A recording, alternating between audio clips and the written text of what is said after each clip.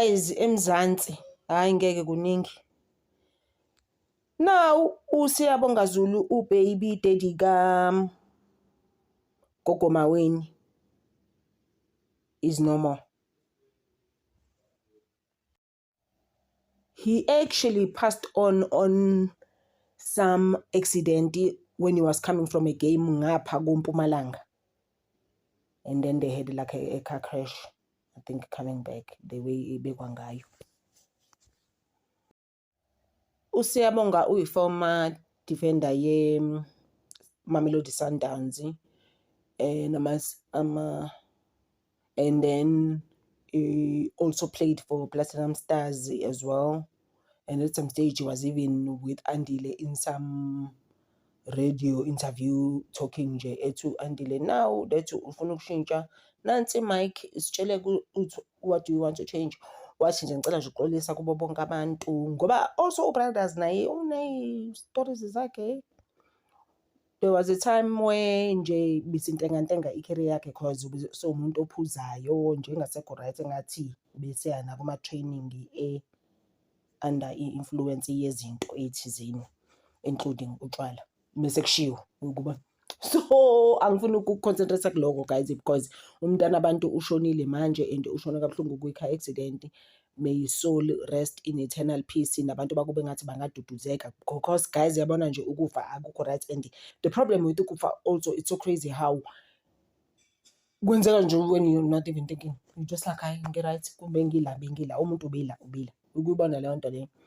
So nje sengathi bangaduduzeka nomndeni wakhe nengane kaMaweni ngathi ngaduduzeka.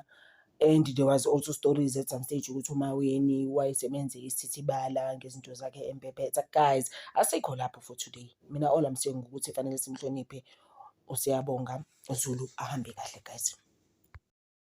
Hayi guys, kodwa nayo uSiyabonga sethathwa seyiswa kuPapgelde sethathwa uSisters uMaweni. Hey futhi uMaweni guys, that was before she even had her own show la ihlinza khona izinkukhu ebusuku into esabisa. Guys, yabo uMaweni ubrave.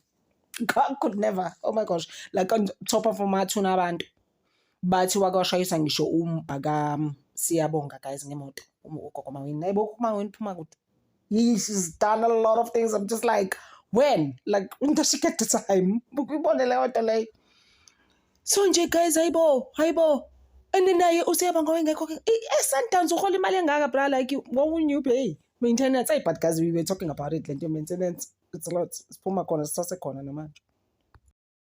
And uMaweni azange nje ayishuka khosi indaba zokuthi yabo nje bombona icareer yakhe nje intenga nami ngi-involved lapho ngeinto zami nami I had to ukuthi ngimphephethe. I didn't have a choice cause wayengayondla ingane. Guys, was just like angeke guys awuzwa ngithi mina uMaweni ngingamdlaleli.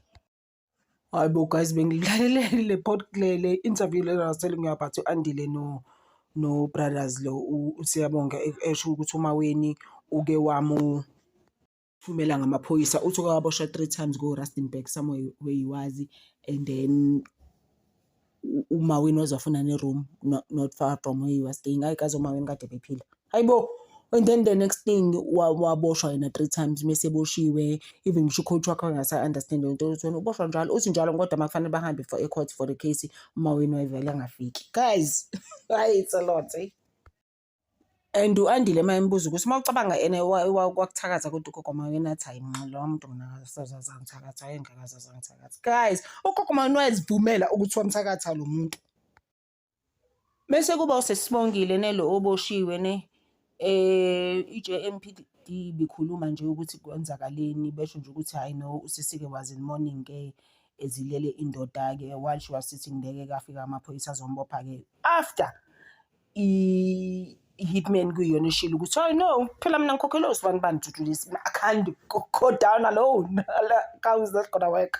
Fanele ngikhipha abantu. So and it talks azokhishwa abantu. It's not just him or hitman lo keep sisters.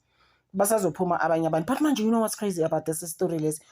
Usisi ulotsholwe almost like a traditional wedding futhi same day on the 10th of December.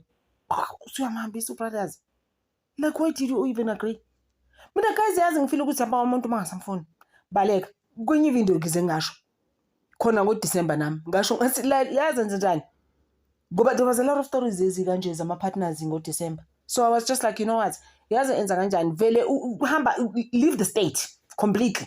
If it means uhambe uyohlala eKenya ke. Leave nje uhamba nala eSouth Africa. Ungahlali nala in Durban or Johannesburg. Baleka kakhulu. Angisawusamfuni and mhlawumbe uyamnqena uyamsaba or whatever ungathi mhlawumbe ekuhlukumeza. Run. And ungakhohlane kukhona i-middleman njalo eyayi-organizer nayo basazoyi-Free State bayoyilanda. Guys, like it's so crazy how even AKA's dad was saying ukuthi man labantu bambembile akakho mastermind la. Lokho kuyibona leyo nto leyo. Umastermind usisters athi sehlele emakhandleleni hayi usisi hayi and bathi akuyona i-first attempt wa-survive i-food poisoning before. Hello baba lona ikade guys. Yo. I think uSisters uSibongile was pulling a rosemary on uBrothers njengoba esethi mudubuleni ngaphandle kusho ukuthi uyena futhi wabatshela ukuthi I know uzovula isitolo sakhe ngoba bathi just as much as he worked for JMPD ubene isitolo sakhe i-tuck shop wayeyovula yona njengoba sekufika abantu bemdulo and bathi ube sa recover. You know what's crazy, the colleague was trying to explain the story ukuthi he was recovering from a food poisoning. Hawa guys azange bamnike ngisho i-chance bengakabuye emsebenzini. Azange bamnike ngisho i-chance bamthutha naye. Hey guys kodwa ngoba hayi yabona nje guys ezinye izinto just don't get involved in them nje yabona izinto zamajolana and stuff. Those are crazy things nemishado. Vele shiya phansi mina nje ngithi shiya phansi mangabe usubona ukuthi awusakhona. Same lapho guys ngendaba zase South Africa ziningi. It is a lot like people are going through the most. Ngiyagcina lapho guys, ngiyabonga guys for this channel, it's growing so fast and akekho umuntu omunye omuhle la inena kuphela abantu abahle that I appreciate from the bottom of my heart. Thank you so much guys, ngithanda over.